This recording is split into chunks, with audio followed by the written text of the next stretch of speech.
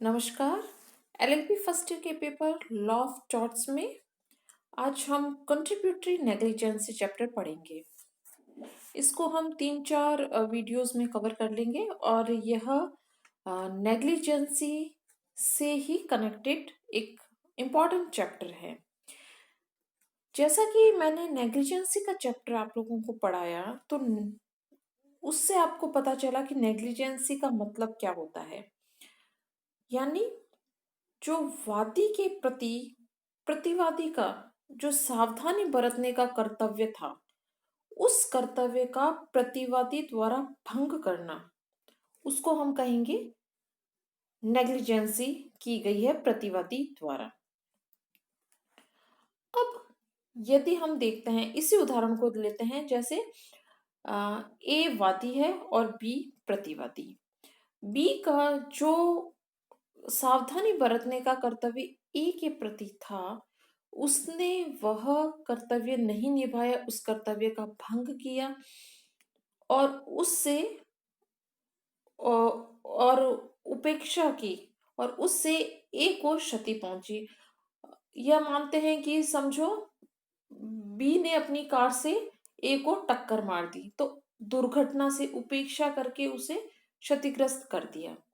अब इसी को ही हम योगदायी उपेक्षा में आगे लेके चलते हैं कि यदि बी ने अपना कर्तव्य भंग किया और उपेक्षा की, लेकिन अगर ए के पास एक ऐसा अवसर था कि वह बी द्वारा की गई उपेक्षा को रोक सकता था, उसके पास यह अपॉर्चुनिटी थी कि बी द्वारा जो असावधानी की गई है उसको टाल सकता था और खुद को क्षतिग्रस्त होने से बचा सकता था, लेकिन उसने अपने आप को नहीं बचाया, उस अवसर का, उस अपॉर्चुनिटी का फायदा नहीं उठाया, तो हम कहेंगे कि ए ने भी योगदायी उपेक्षा की है।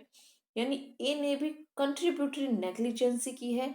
यानी बी ने जो नेग्लिजेंसी की है, उस नेग्लिजेंसी में ए ने कंट्रीब्यूशन किया है।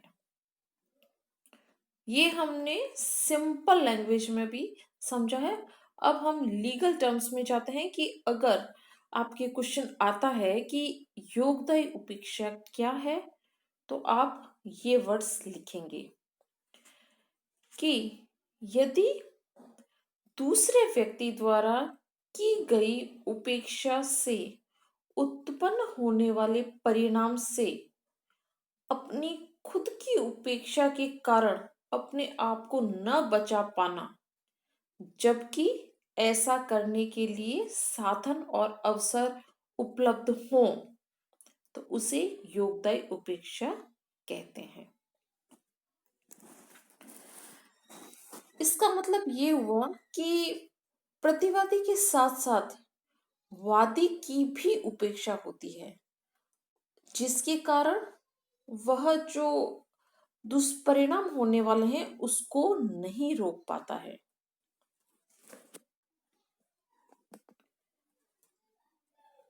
इसको और आगे हम समझते हैं कि योगदायी उपेक्षा एक ऐसी अभिव्यक्ति है जिससे हम यह निष्कर्ष निकाल सकते हैं कि वह व्यक्ति, यानी कि वादी, वह व्यक्ति जिसको क्षति पहुंची है, खुद अपनी असावधानी के लिए जिम्मेदार होता है और अपने आप को जो क्षति पहुंची है उसमें स्वयं योगदान देता है, खुद कंट्रीब्यूशन करता है।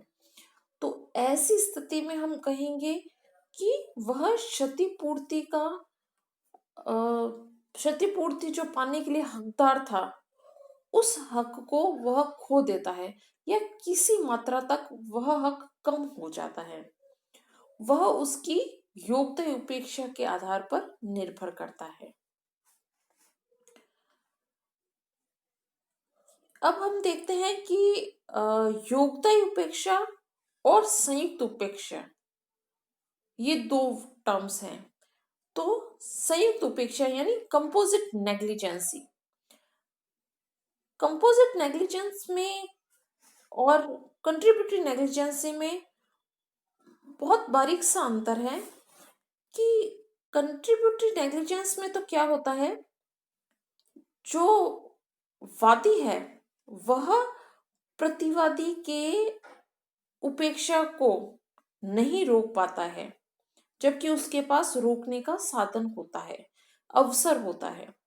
लेकिन जो कंपोजिट नेग्लिजेंस है, संयुक्त उपेक्षा है, इसमें वादी यानी कि क्षतिग्रस्त व्यक्ति के अलावा अन्य दो व्यक्ति होते हैं, वह नहीं होता है, वादी नहीं होता है, उसका कोई रोल नहीं होता है। अन्य दो व्यक्ति संयुक्त रूप से उपेक्षा करते हैं, उसके परिणाम स्वरूप वादी को क्षति पहुंचती है। यानी कि संयुक्त उपेक्षा में दो प्रतिवादी होते हैं।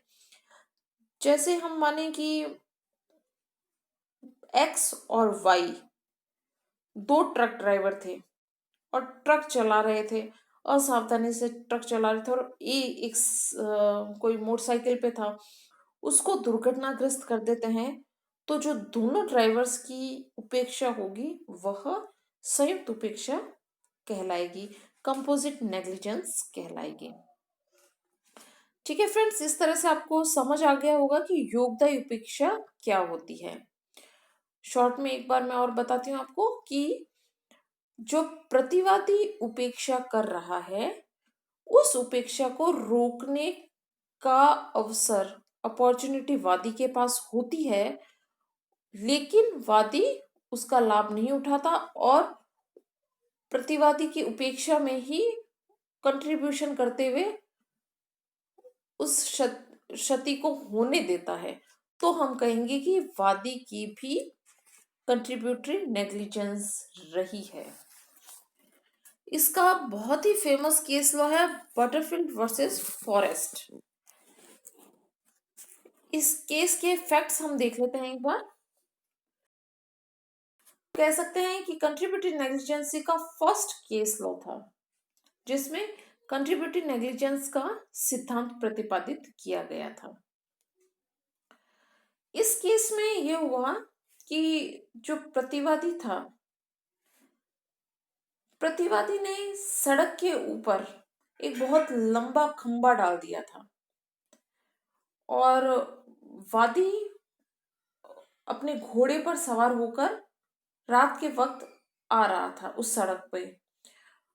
तो वादी को वह खंबा बहुत दूर से दिखाई दे रहा था, लेकिन फिर भी उसने उस तरफ ये ध्यान नहीं दिया कि अगर मैं इस खंबे से बचकर निकल सकता हूं तो दुर्घटना नहीं होगी। लेकिन फिर भी उसने तेज गति से घोड़ा दौड़ाते हुए वो चला आ रहा था और परिणाम स्वरूप खंबे से घोड़ा टकराया और घोड़ा गिर गया। तो क्षति पहुंची, तो इस तरह से केस दायर किया गया। तो माननीय न्यायालय ने क्या निर्णय दिया? उन्होंने कहा कि यदि वादी साधारण सावधानी भी बरतता तो उसे उस रास्ते पर पड़ा खंबा दिखाई दे सकता था, और जो दिखाई दे रहा था और जो खंबे से रुकावट उत्पन्न हो रही थी, उस रुकावट को वह हटा सकता था, उससे वह क्षतिग्रस्त नहीं हो सकता था। लेकिन वादी ने साधारण सावधानी भी नहीं बरती, इसलिए न्यायालय ने कहा कि वादी नुकसानी पाने का हकदार नहीं है। इस तरह से हम देखते हैं कि जो योगदायी उपेक्षा है वह उपेक्षा का एक बचाव है। यानी जब वादी वाद दायर करता है प्रतिवादी पर उपेक्षा का, तो प्रतिवादी यह डिफेंस लेता है कि वादी भी कम असावधान नहीं था, वादी की भी उपेक्षा थी। इसलिए योगदायी उपेक्षा एक बचाव है और इसे बटरफील्ड वर्सेस फॉरेस्ट का सिद्धांत भी कहते हैं। कि इसमें यह कह सकते हैं हम कि प्रतिवादी असावधान था, लेकिन वादी ने अपनी असावधानी से प्रतिवादी की जो उपेक्षा थी, नेग्लिजेंस थी, उसके और दुर्घटना के बीच के जो कारणों का संबंध था उनको समाप्त कर दिया और खुद की नेग्लिजेंस को उसके अंदर उसके बीच में डाल दिया। इसलिए अब वादी प्रतिवादी की नेग्लिजेंस से फायदा नहीं उठा सकता था, उससे क्षतिपूर्ति नहीं प्राप्त कर सकता था। अब हम देखते हैं कि परिणाम कौन रोक सकता था, इस पर आधारित होता है कंट्रीब्यूटिव नेग्लिजेंसी का सिद्धांत। तो इससे हम एक केस लॉ से समझते हैं। आपकी स्क्रीन पे आया हुआ है great central railway versus pets का वाद। फ्रेंड्स, इस वाद में क्या हुआ, वादी एक पुलिसमैन था और वो रात को पेट्रोलिंग कर रहा था। तो उस दौरान उसने देखा कि प्रतिवादी का जो गोदाम था उसका गेट खुला हुआ था, और वह यह देखने के लिए कि कुछ क्या चल रहा है, क्या हो रहा है वहां पे, वह उस गोडाउन में एंटर हो गया। वहां पे एक गड्ढा था और पूरी रोशनी भी नहीं आ रही थी, तो इस तरह से वह गिर पड़ा, उसको क्षति पहुंची और उसके द्वारा वाद दायर किया गया। तो न्यायालय ने निर्णय दिया कि वादी पुलिसमैन, उसे वहां जाने का हक नहीं था, वह अत्याचारी था और वह उसकी ओर से कंट्रीब्यूटिव नेग्लिजेंसी की गई थी। हालांकि वह गेट खुला हुआ था, गड्ढा खोदा गया था, वह प्रतिवादी की नेग्लिजेंसी होगी, लेकिन उस नेग्लिजेंसी में अत्याचार करके वादी ने भी कंट्रीब्यूटिव नेग्लिजेंसी की, इसलिए वह कोई भी क्षतिपूर्ति प्राप्त करने का हकदार नहीं था। इसी सीरीज में हम एक और case, Bombay Baroda and central Indian railway versus Dwarkanath का केस। फ्रेंड्स, ये केस मैं आपको पहले भी करवा चुकी हूँ, एक बार हम फिर देखते हैं। इस केस में रेलवे पटरी की जो रेलवे पटरी के आसपास रेलवे की प्रॉपर्टी थी, उस पर सूखी घास उगी हुई थी जिस पर रेलवे ने कोई ध्यान नहीं दिया। उस प्रॉपर्टी के पास से ही वादी की प्रॉपर्टी भी शुरू हो रही थी, उन दोनों की भूमि आपस में मिली हुई थी। तो इसी सीरीज में जहाँ घास उगी हुई थी, तो वादी की प्रॉपर्टी पे भी उसी तरह से घास उगी हुई थी जिस तरह से रेलवे की भूमि पर उगी हुई थी।